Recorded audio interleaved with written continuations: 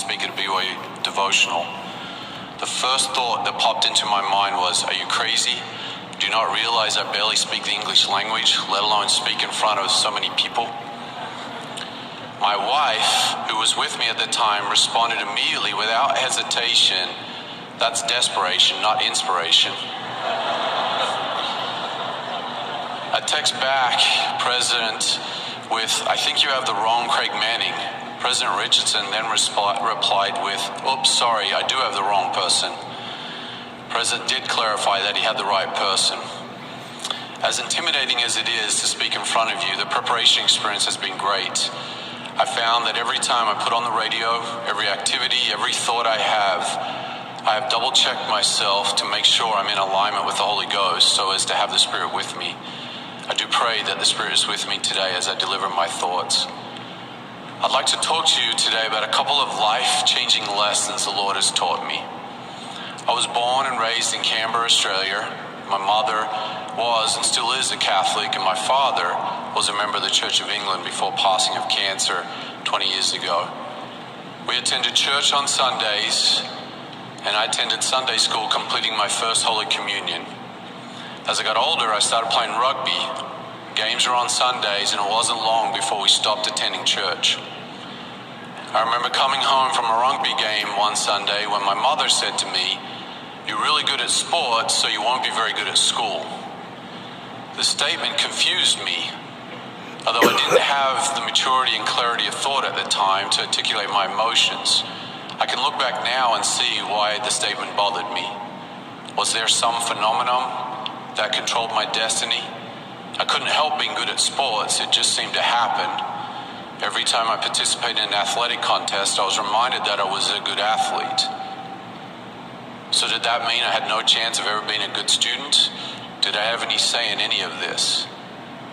I don't mean to accuse my mother of bad parenting, but rather to illustrate what can happen when we don't understand the Lord's plan, or more important, when we don't learn to live the gospel and to apply the gospel of Jesus Christ. I spent my teenage years focusing the majority of my attention on sports, particularly tennis, while directing little attention to my academics. It had become a habit, and I never really stopped to consider anything different. This is not to say that I wasn't attending school. I never missed a class unless ill. But just because I was there in body does not mean I was there mentally. I was passing classes without really learning anything. I don't believe I was unintelligent, I was just never really paying attention. From the Lectures on Faith we read, "Now faith is the substance of things hoped for, the evidence of things not seen." From this we learn that faith is the assurance which men have of the existence of things which they have not seen, and the principle of all action in all intelligent beings. My personal interpretation, without a belief that it is possible to be successful in the classroom, I will not put forth any action towards being successful. I have been in the classroom in body, but I was not there mentally. My mind was somewhere else. When I was in high school, my mind was more often than not on the tennis court. Also from the Lectures on Faith, if men were duly to consider themselves and turn their thoughts and reflections to the operations of their own minds, they would readily discover that it is faith and faith only which is the moving cause of all action in them, that without it, both mind and body would be in a state of inactivity, and all their exertions would cease, both physical and mental. My personal interpretation, we don't do anything without first putting in the mental effort. If we're not mentally engaged, we do nothing, or at best, we do very little. On the tennis court, I had the belief I was good or could be good first, which led to the physical effort and hard work second. In the classroom, I did not believe I was smart or could be smart. I turned up physically but did not apply myself mentally. I love D&C 130:18 through 19. Whatever principle of intelligence we attain unto in this life, it will rise with us in the resurrection. And if a person gains more knowledge and intelligence in this life through his diligence and obedience than another, he'll have so much the advantage in the world to come. My interpretation, To me, these two scriptures map out the formula for success. We need to work hard, both mentally and physically, to increase our knowledge and intelligence. By the time I had graduated from year 12, I'd become an accomplished tennis player. I was selected to travel Europe with a team of Australian prospects. We spent the first month in France traveling around playing small pro tournaments. It was the end of the winter, so the tournaments were on indoor fast courts. Being from Australia and growing up playing on artificial grass courts, my tennis game was built for quick, explosive points. I did well the first month, performing to my potential and winning a lot of matches on the fast indoor courts. I thought, this is it. I'm making my dreams come true. Feeling really good about myself, we left France for Austria. The first tournament of the summer was on slow red clay.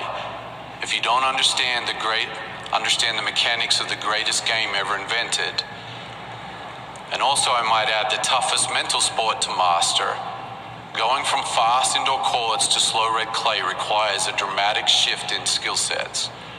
For the first time and only time in my life, in the 40 years of playing tennis, I lost 6-0, 6-0. A double bagel, we call it. It rocked my world. I had no idea what had gone wrong. Unwisely, I dwelled on my deficiencies from the match for days. A week later, I was still dwelling on the loss. At the time, I didn't realize I was doing anything wrong. I've since learned that dwelling obsessively on what we do wrong is one of the greatest sources of interference to maximizing our potential. Self-doubt is dangerous. I once had a young 13-year-old snowboarder. In answer to my question of what it meant to doubt yourself, he said, "Don't say don't." Unimaginable the damage that self-doubt does to your hopes, dreams, and to the hard-earned skills. This is what doubt looked like for me. I would miss a backhand into the top of the net, and I'd start to say to myself, "Not again. Your backhand stinks. You can't make a backhand. Why do you even play this game? You just stink." The problem is, doubt doesn't just stay isolated to your backhand. Doubt is a mental habit and doesn't stay contained to one area of your life. It can and does spread to other areas of your life. Not identifying the root of the problem at the time, I struggled on the tour for the next year and a half, ending my pro aspirations. My poor performance would later be a blessing, as I never made any money and could still claim amateur status. I've since that time seen self-doubt in many people, athletes, coaches, musicians, students, children. And as a bishop, I see it in the ward members I'm a steward over.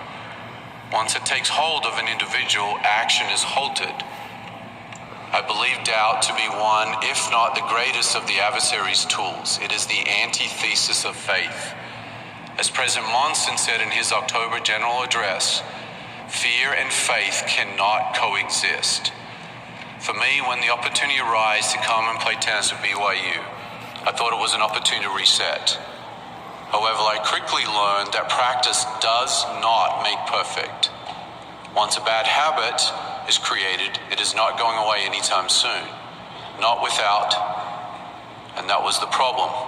I didn't know how to fix it. I knew faith was at the root of the answer, but how do you do faith? How do you apply faith on the tennis court, in the classroom, in life, from one moment to the next? I thought that the answers may come from the field of psychology. I'd always been fascinated by the mind and believed it was a key component to not just success on the tennis court, but in life.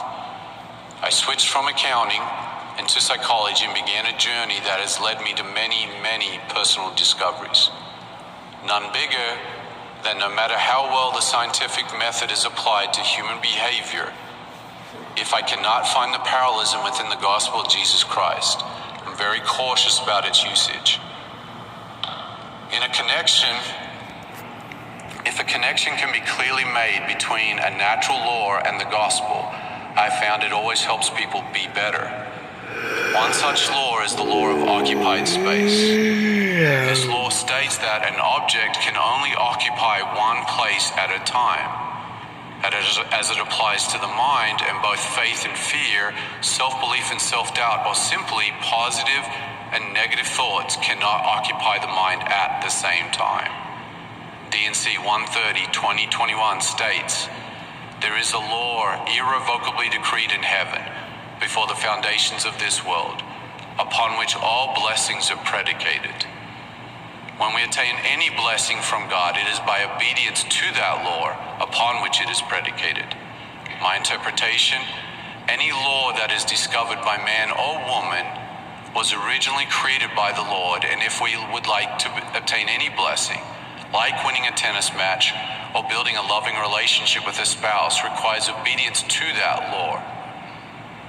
I love the law. I love this law and have received tremendous blessings from learning how to apply it. What I realized and started working on was every time I caught myself thinking, talking to myself in negative, reactive ways, your backhand stinks, or don't miss my backhand, I would stop that thought and immediately replace it with, I love my backhand. I'm going to rip it down the line.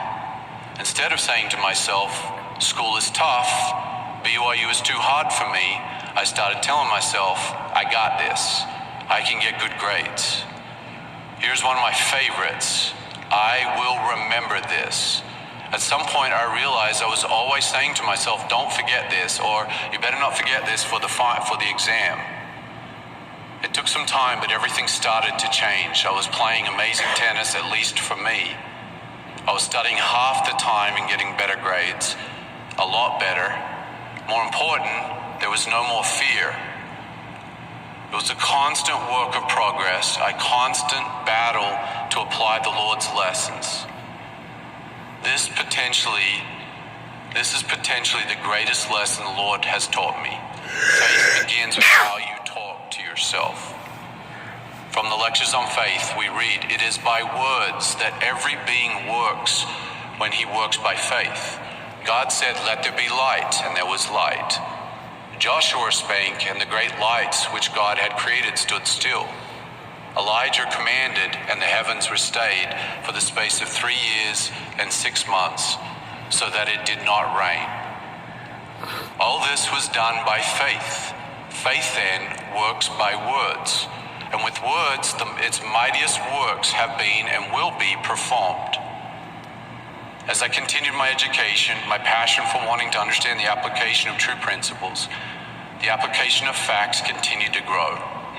I was fortunate that BYU hired me as the women's head tennis coach, and I worked hard at applying what I was being taught.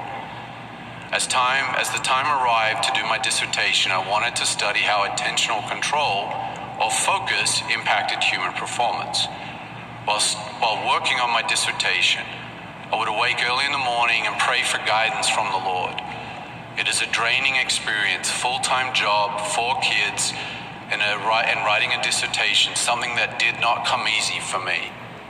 I'll forever be indebted to my wife's sacrifices during this period of time.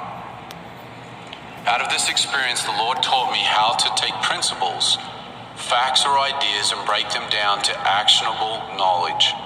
It is called mind mapping or coding the mind. Turning knowledge into action or a skill, not just a physical skill, but a mental skill. This is done through the creation of relevant cues. A relevant cue is 2 to 3 words, actionable words, that act as triggers, exact enough to hold an individual's attention under extreme pressure or under extreme boredom. These cues enable an individual to direct their attention to very specific actions, creating relevant skills rapidly. I was amazed by the dramatic increase in performance from the tennis players we were working with. Prior to using relevant cues, I would work hard during an hour tennis lesson to have the athlete hitting the ball well by the end of the hour, only to have them return the next lesson and have to spend the first 20 to 30 minutes going back over what we last worked on. Retention was not where it needed to be. Upon using relevant cues, retention was increased to the point it would only take 5 minutes max to review the previous skills as the skills had been retained, thus allowing for rapid progression to the next skill. I started applying this to other sports, then business, then music, and now to addiction recovery. One such individual was a U.S. Olympic mogul skier who 7 months prior to the Vancouver Olympics was on the C team and not ranked very high. Her coach approached me to work with her in the attempt that she might be ready to compete at the Sochi Olympics 4.5 years down the road. I remember the conversation. The coach wanted to test the effectiveness of mental strength training. He said to me that this particular athlete would do what I asked and that she was my guinea pig.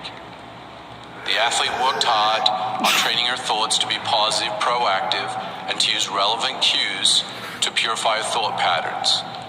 She did everything I asked. On November 19th, she called me in tears.